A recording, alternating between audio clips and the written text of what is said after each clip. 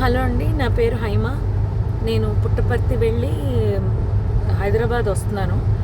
కర్నూలు దగ్గర మీకు యాక్సిడెంట్ అయింది కదండి.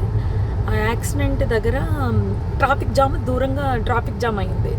ఎందుకు అంత జామ్ ఆగి ఉంది? సాధారణంగా అది ఆగే ప్లేస్ కాదు. ఆగి ఎందుకు ఉంది అని అడిగితే, అప్పుడు నా పక్కన కూర్చున్నాడు కాబట్టి డ్రైవర్కి తెలుసు. డ్రైవరు అక్కడ కాలిపోతున్నట్టుంది మ్యామ్, బస్సు కాలుతుంది అక్కడ అన్న.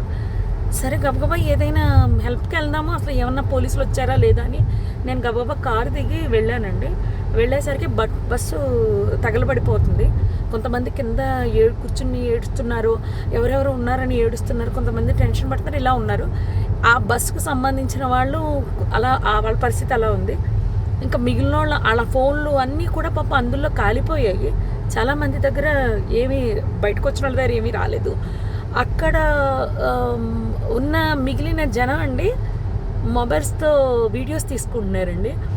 ఎవరైనా పోలీస్కి కాల్ చేయలేదు. నేను కార్ దిగి వచ్చే హడావుల్లో ఫోన్ ఏమో కార్లో వదిలేశాను. వర్షం పడిపోతుందో పక్క నుంచి ఫోన్ టచ్ చేయడానికి కూడా ఎవరిదైనా అడిగి తీసుకుని టచ్ చేద్దామని వర్షానికి తడిచి అది పని చేయట్లేదు. నేను మళ్ళీ గబగబా కార్ దగ్గరికి వెళ్ళి వెంటనే కర్నూలు ఎస్పీ గారికి అండ్ ఎస్బీ ఇన్స్పెక్టర్ గారికి కాల్ చేశానండి. లక్కీగా ఎప్పుడో నెంబర్స్ ఉన్నాయి. కాల్ చేస్తే వాళ్ళు ఇమీడియట్లీ రెస్పాండ్ అయ్యారు. వాళ్ళు రెస్పాండ్ అయిన కాసేపటికే రూరల్ సిఏ గారి బృందం అంట వాళ్ళు వచ్చారు. దాని ముందే ఫైర్ స్టేషన్ వాళ్ళు వచ్చేసారు. అండ్ ముందు ఫైర్ స్టేషన్ వాళ్ళని నెక్స్ట్ ఫైర్ సిబ్బంది, నెక్స్ట్ అంబులెన్సు, పోలీస్ వారు వీళ్ళందరూ వచ్చేసారండి. అప్పటికే ఒక ప్రైవేట్ వెహికల్లో ఒక 6గురిని హాస్పిటల్ పంపించారు. నాతో అతను ఎవరో హరీష్ అంట, ధర్మవరానికి చెందిన అతను. పాపం చాలా మంచి వ్యక్తి ఆయన కూడా. ఆయన ఒక 6గురిని ప్రైవేట్ వెహికల్లో ఎక్కించి పంపించారు. తర్వాత వీళ్ళు వచ్చాక ఒక 5గురిని అంబులెన్స్లో ఎక్కించడం జరిగింది. ఆయన తీసుకెళ్లారండి. ఆ తర్వాత ఈ లోపలనే మొత్తం ఎస్పీ గారు, పోలీస్ సిబ్బంది అందరూ వచ్చేసారు. అసలు ఆ మాంసపు ముద్దలు కాదండి, నిజం చెప్పాలంటే చాలా దారుణం అది. అస్థిపంజరాలు అలా సీట్లలోనే చూసేసరికి అసలు నాకైతే వల్ల కాలేదు. ఎవరైనా ఫ్యామిలీ అండి, చాలా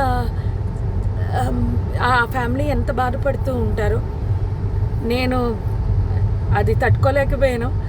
వస్తూ అక్కడ ఆంజనేయ స్వామి గుడి దగ్గర ఆగిపోయి నదిలో మునగడం జరిగింది. నిజం చెప్పాలంటే చాలా బాధాకరం అండి. ఎవరు కాపాడడానికి అవకాశం లేదు.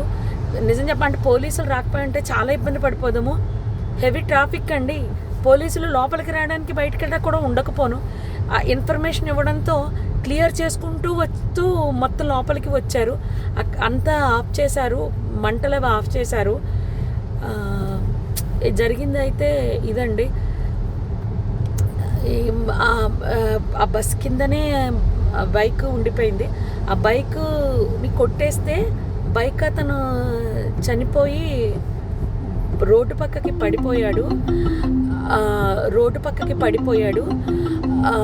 మళ్ళీ ఆ బైక్ మాత్రం బస్ కిందకి వెళ్ళిపోయిందండి.